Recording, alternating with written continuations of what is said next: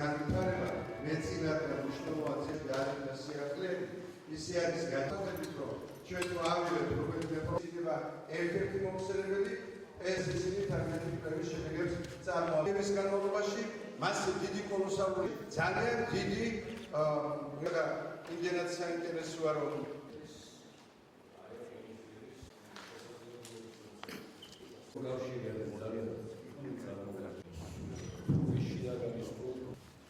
ვინც ადრე გადავიდა, აი დასავლეთ ევროპის ქვეყნები, მათთან შედარებით ჩვენ მომგებიან სიტუაციაში ვარ და რატომ?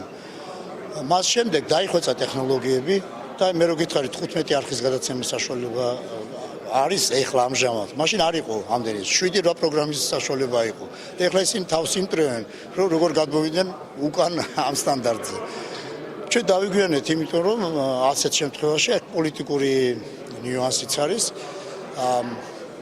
ეთყობა ვიღაცებს არ აწყობდათ, რომ ლიცენზიის გარეშე ყოფილიყო, მაშინ უკვე ხელისუფლებას აღარ ექნება რიჩაგები. და ითქვას, რომ სამეცნიერო საგანმანათლებლო